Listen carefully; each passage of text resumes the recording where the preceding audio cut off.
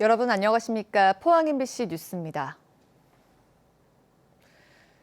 포스코 포항제철소에서 37년 동안 근무한 직원이 최근 희귀암인 악성 중피종 판정을 받고 근로복지공단에 산재를 신청했습니다.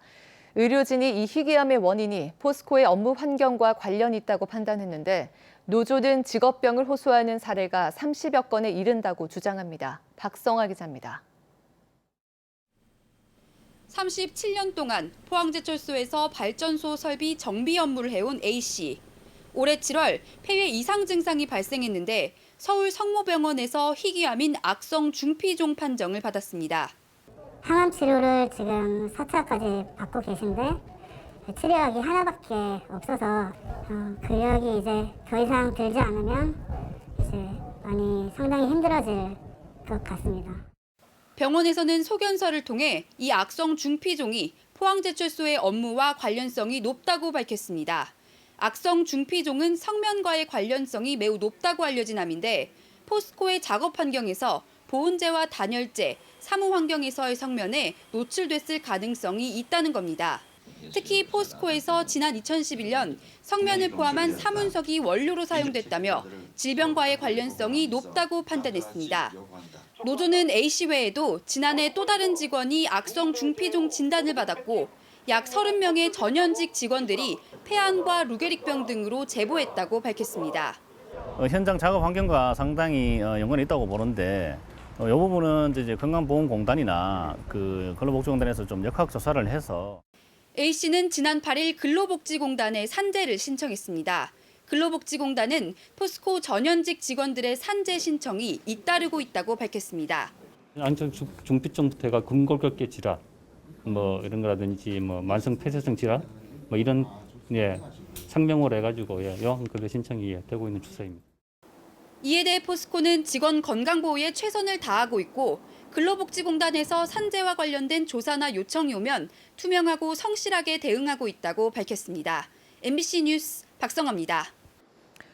울진군은 오는 14일부터 다음 달까지 한 달 동안 재난 기본소득 신청을 받아 군민 1인당 10만 원씩 지급한다고 밝혔습니다. 지원 대상은 울진군에 주민등록을 둔 군민이며 지급 방식은 지역 화폐인 울진사랑카드에 지원금을 충전해주는 것입니다. 울진군은 지난 6월 재난 기본소득 조례를 제정했고 추경 예산에서 불효불급한 예산을 조정해 50억 원의 재원을 확보했다고 밝혔습니다. 환경부와 국립공원공단은 경주 국립공원 공원 계획을 변경하기로 하고 주민 공람과 공청회를 갖기로 했습니다. 오는 17일까지 경주 국립공원 사무소와 경주시청에서 공원구역 조정을 포함한 공원계획 변경안에 대한 주민 공람과 의견 접수를 하되 당초 18일 더 K호텔에서 개최할 예정이었던 공청회는 코로나19 상황에 따라 잠정 연기하기로 했습니다. 국립공원 공원계획 변경은 자연공원법에 따라 10년마다 이루어지고 경주는 이번이 세 번째입니다. 포항 영일만 항에서 러시아 블라디보스토크 항과 일본 마이주르 항을 오가는 대형 카페리호가 오늘 취항합니다. 12,000톤급 카페리선 이스턴 드림호는 승객 530명과 컨테이너 130TEU, 자동차 250대, 중장비 50대를 실을 수 있으며 포항 영일만 항을 모항으로 러시아와 일본을 각각 주 2회씩 운항할 예정입니다. 코로나19 사태로 인해 당분간 승객은 태우지 않고 화물 전용선으로 운항할 계획입니다.